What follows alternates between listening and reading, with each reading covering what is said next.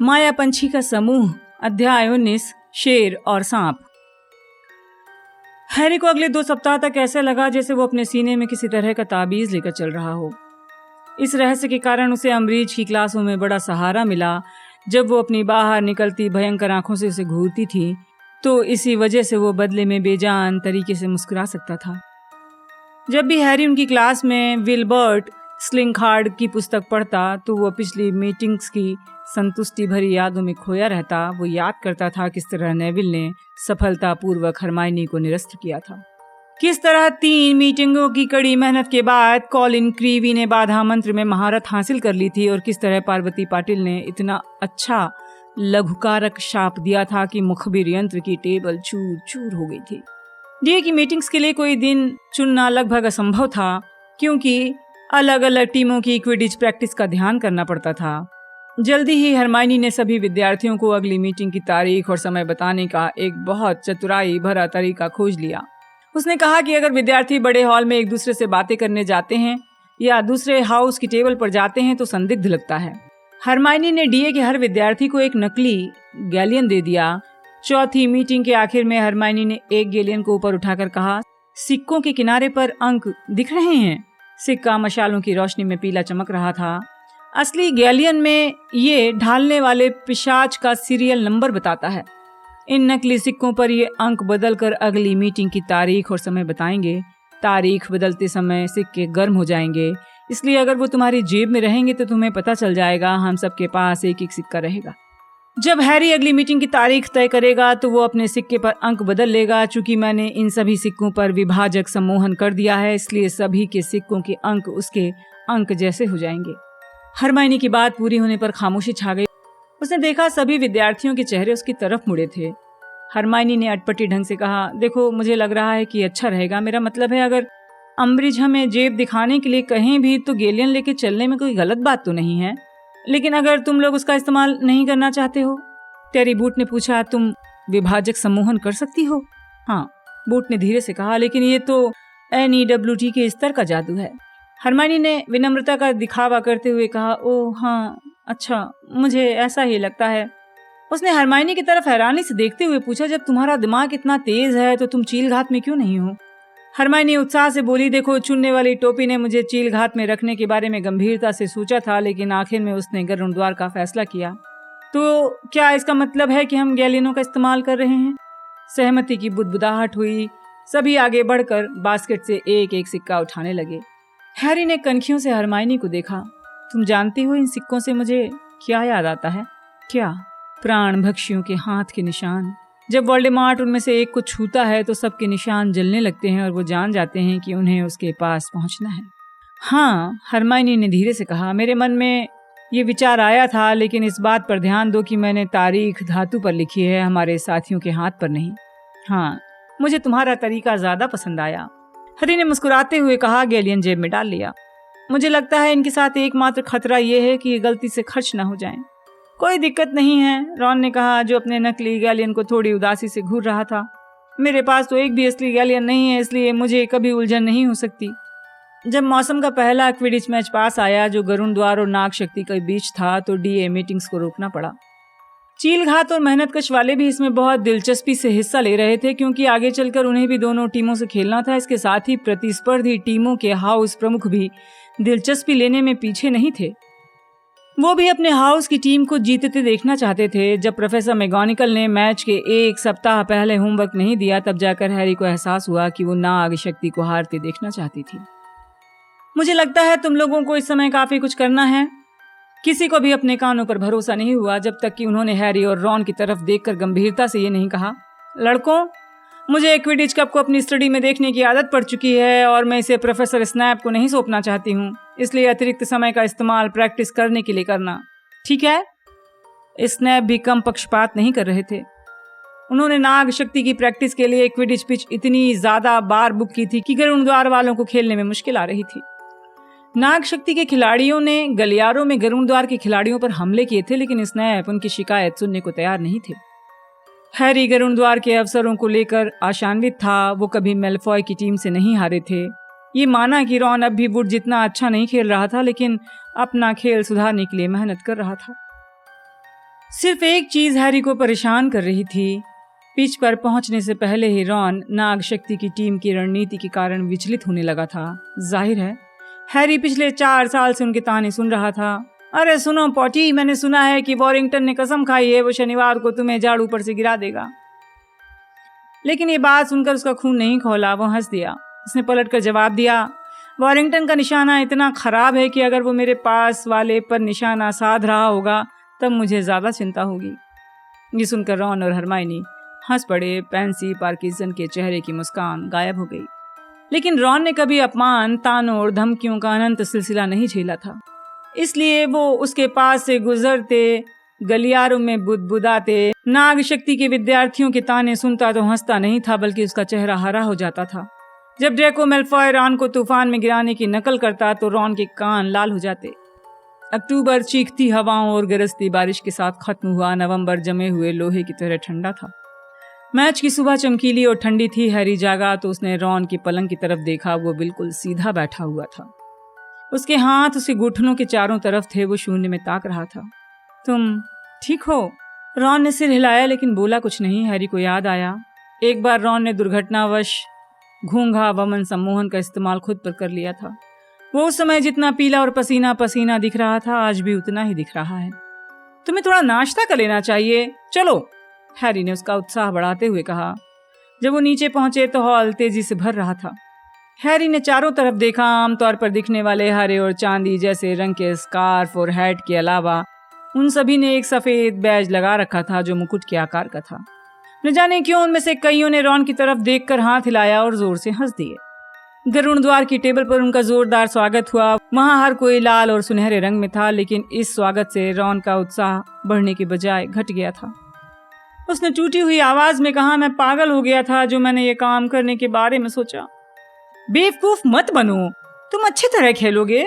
Match से पहले घबराहट सभी को होती है। खुद पर काबू करो।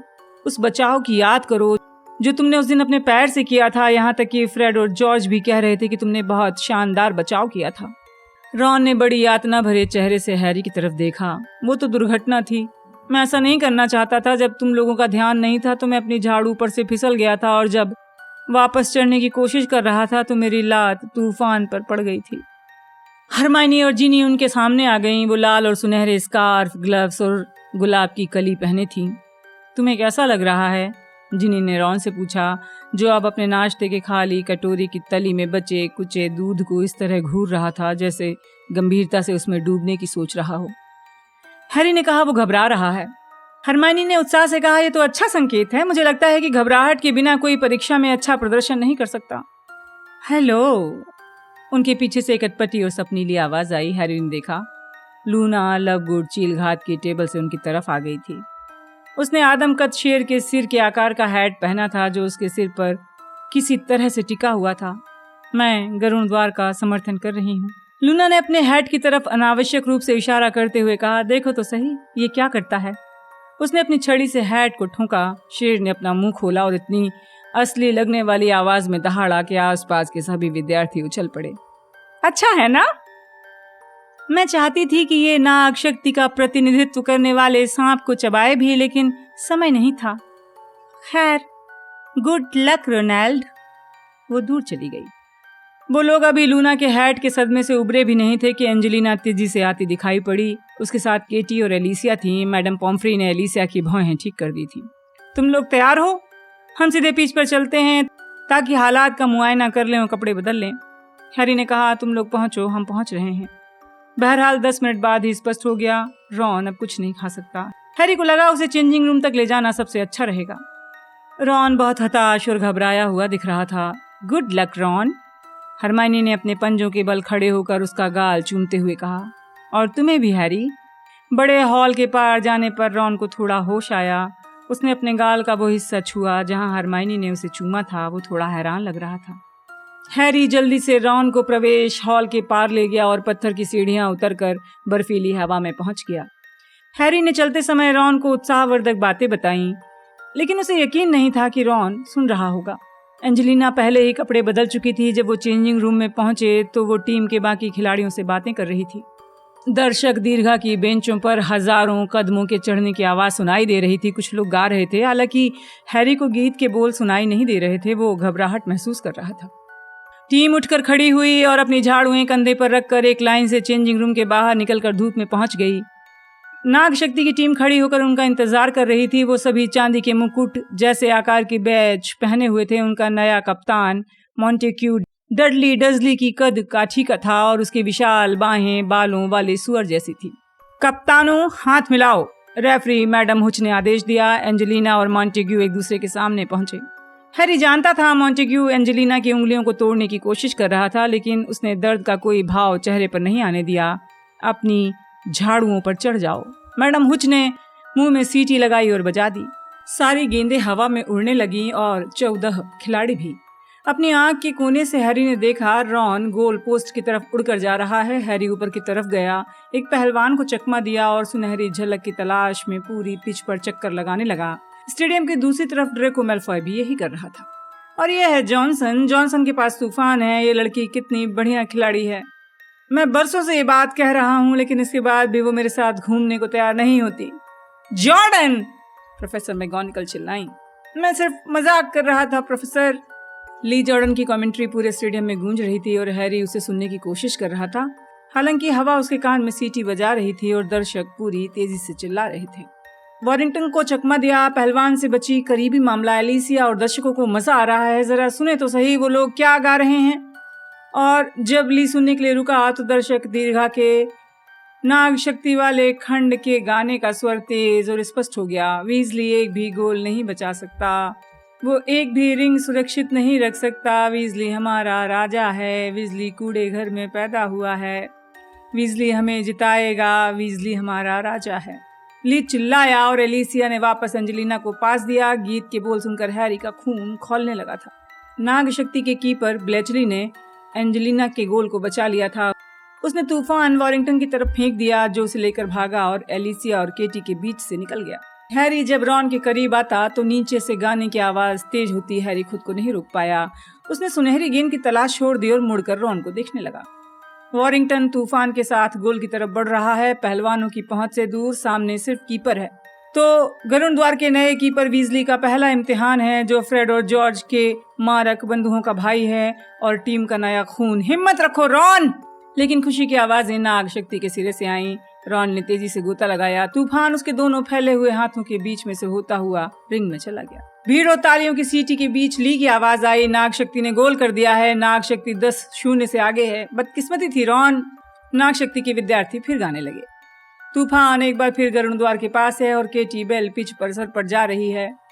ली चिल्लाया, लेकिन गाना इतना कान फोड़ू हो चुका था कि उसकी आवाज नहीं सुनाई दे रही थी।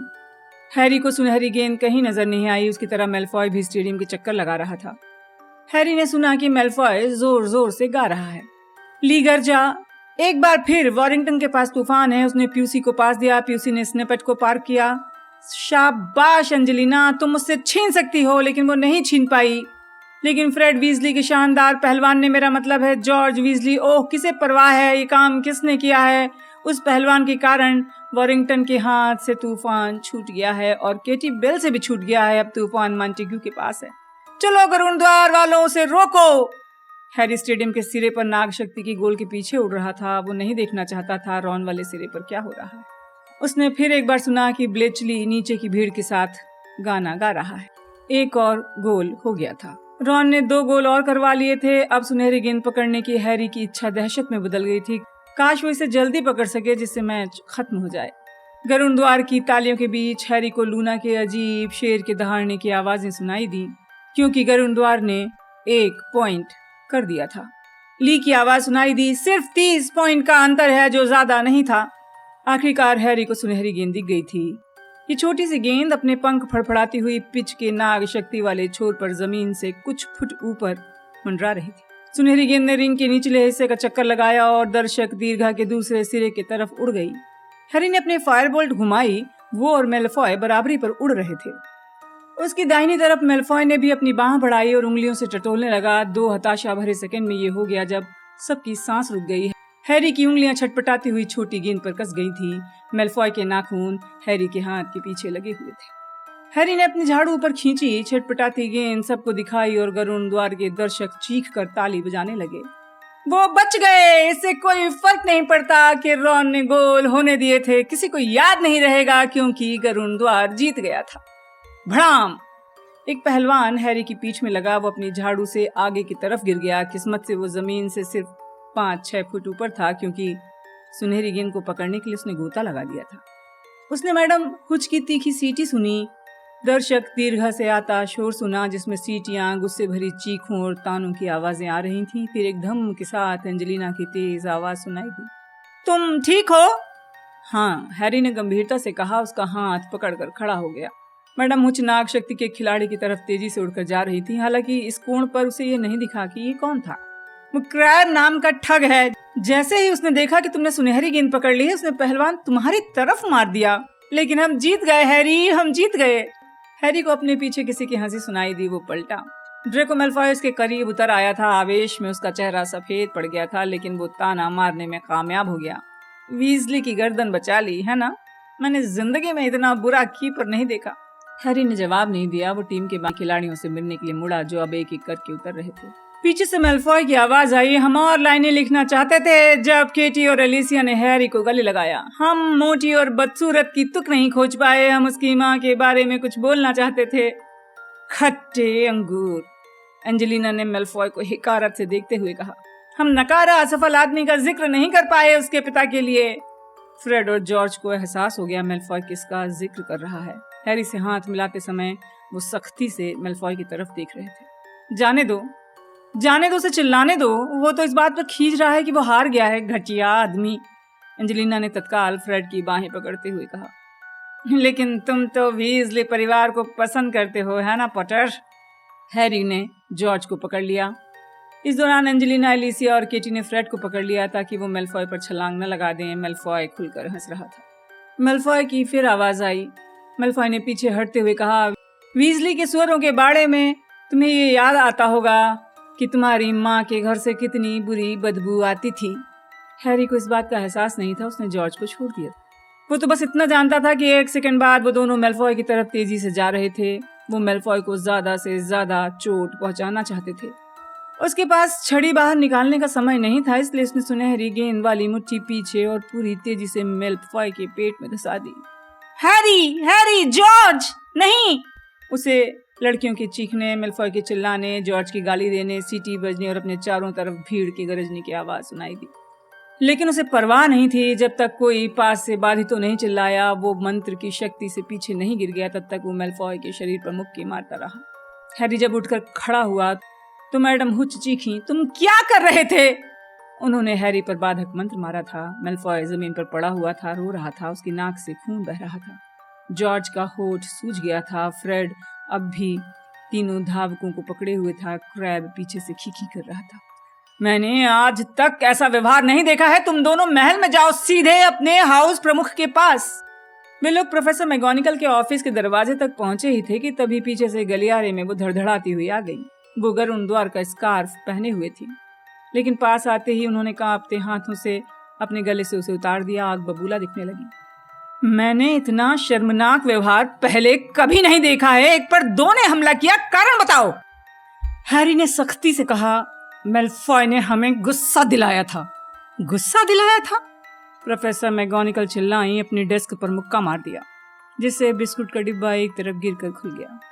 जाहिर है वो तुम्हें गुस्सा दिलाना चाहता था, लेकिन उसने ऐसा क्या कह दिया? जॉर्ज गुर्राया।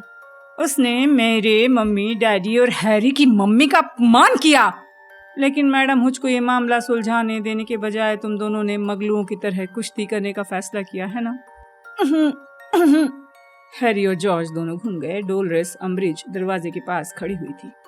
प्रोफेसर अम्ब्रिज ने बहुत जहरीली मीठी आवाज में कहा, क्या मैं आपकी मदद कर सकती हूँ प्रोफेसर मैगोनिकल? मदद?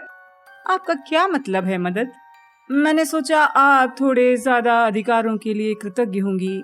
हैरी को ये देखकर हैरानी नहीं होती अगर प्रोफेसर मैगोनिकल के नथनों से चिंगारी निकलने लगती। आपने गलत सोचा था, उन्होंने कहा और अम्ब्रिज की तरफ पीठ घुमा ली। प्रोफेसर मैगोनिकल ने आंखें बंद कर ली, जैसे धैर्य के लिए प्रार्थना कर रही हूँ। उन्होंने प्रोफेसर अम्ब्रिज की तरफ चेहरा घुमाया। हाँ, अम्बरीज ने ज्यादा खुलकर मुस्कुराते हुए कहा, मुझे लगता है उन दोनों को सजा मिलनी चाहिए। प्रोफेसर मैगोनिकल की आंखें फैल गईं, लेकिन दुर्भाग्य से बदले में उन्होंने मुस्कुराने की कोशिश की। फैसला मैं करूंगी डोलरेस, क्योंकि वो मेरे हाउस के हैं। देखो मिनर्वा, दरअसल तुम्हें ये पता चलेगा कि मेरा फैसला ही महत्वपूर्ण है। वो आदेश कहाँ चला गया? उन्होंने एक चर्म पत्र बाहर निकाला, गला साफ किया, पढ़ने लगी। शैक्षणिक कानून क्रमांक 25। प्रोफेसर मैगोनिकल ने हिंसक तरीके से कहा, ओह, एक और कानून आ गया है। हाँ, दरअसल मिनर्वा, मुझे तुम्हारे कारण ही लगा कि हमें संशोधनों की जरूरत है। तुम्हें याद होगा, मैं गरुड़द्वार की क्विडिच टीम के पुनर्गठन की इजाजत नहीं देना चाहती थी, लेकिन तुमने मेरी बात पर ध्यान नहीं दिया। तुम मामले को डंबलडोर तक ले गई, जिन्होंने टीम को खेलने की इजाजत देने पर जोर दिया। मैंने तत्काल मंत्री जी से संपर्क किया और वो मुझसे सहमत थे। सर्वोच्च प्रशासक के पास विद्यार्थियों के अधिकार कम करने की शक्ति होना चाहिए। देखो मिनर्वा, सर्वोच्च प्रशासक को तत्काल प्रभाव से हॉगवर्ट्स के विद्यार्थियों से संबंधित सभी सजाओं, अनुमतियों और अधिकारों की कटौती पर सर्वोच्च अधिकार होगा। उन्होंने चर्म पत्र को मोड़कर वापस हैंडबैग में रख लिया। मुस्कुराती रहीं। हैरी और जॉर्ज की तरफ देखते हुए कहा, दरअसल मैं सोचती हूँ कि इन दोनों पर भविष्य में क्विडिच खेलने पर प्रतिबंध लगाना ठीक रहेगा। प्रतिबंध? हैरी ने कहा, उसे अपनी आवाज दूर से आती सुनाई दे रही थी। हाँ मिस्टर पॉटर, मुझे लगता है आजीवन प्रतिबंध से काम हो जाना चाहिए। मैं उनकी झाड़ुएं जब्त करके अपने ऑफिस में रख लूंगी ताकि मेरे लगाए प्रतिबंध का उल्लंघन न हो सके, लेकिन मैं अतार्किक नहीं हूँ प्रोफेसर मैगोनिकल। बाकी की टीम खेल सकती है, मुझे उनमें से किसी में हिंसा के लक्षण नहीं दिखे हैं। अच्छा, तो गुड आफ्टरनून। बेहद संतुष्टि के भाव के साथ अम्बरीज कमरे से चली गई और अपने पीछे भयंकर खामोशी छोड़ गई। ये तो सरासर नाइंसाफी है, एलिसिया ने कहा। मेरा मतलब है, क्रैब ने सीटी बजने के बाद पहलवान मारा था, क्या उन्होंने उस पर प्रतिबंध लगाया है? नहीं, जिनी ने उससे कहा। उसे बस लाइनें लिखने की सजा मिली है। मैंने डिनर के वक्त मॉन्टेग्यू को इस बारे में हंसते हुए सुना था। और फ्रेड पर प्रतिबंध लग गया जबकि उसने कुछ नहीं किया था। ये मेरी गलती नहीं है, मैंने कुछ नहीं किया। फ्रेड ने अपने चेहरे पर बहुत बुरा भाव लाते हुए कहा, अगर तुम तीनों ने मुझे नहीं पकड़ा होता तो मैं उस बंदर का कचूमर निकाल देता।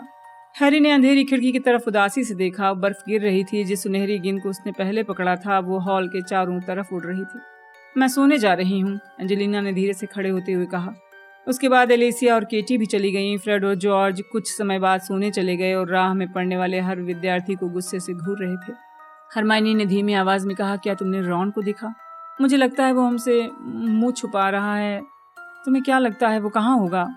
लेकिन उसी पल पीछे से चर्र की आवाज आई। मोटी औरत आगे की तरफ झुक गई और रॉन तस्वीर के छेद से अंदर आ गया। उसका चेहरा बहुत पीला था, उसके बालों पर बर्फ जमी थी। हैरी हरमाइनी को देखते ही एकदम वो रुक गया। हरमाइनी ने चिंता से उठते हुए कहा, तुम कहाँ थे? बाहर टहल रहा था। वो अब भी क्विडिच के दुशाले पहने हुए था। रॉन अपने पैरों की तरफ देखकर बुदबुदाया, मुझे अफसोस है। किस बात के लिए? ये सोचने के लिए कि मैं क्विडिच खेल सकता हूँ। मैं कल सुबह इस्तीफा दे दूंगा। अगर तुम इस्तीफा दे दोगे तो टीम में सिर्फ 3 खिलाड़ी बचेंगे।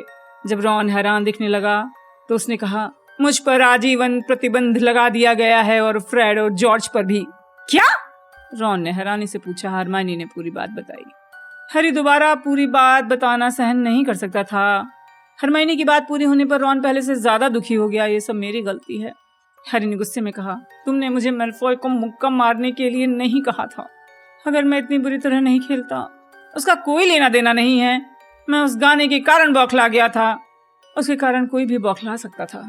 हरमाइनी उठकर खड़ी हो गई। खिड़की से टकराती बर्फ देखने लगी। खिड़की के पास तक गई। देखो, इसे छोड़ दो, ठीक है?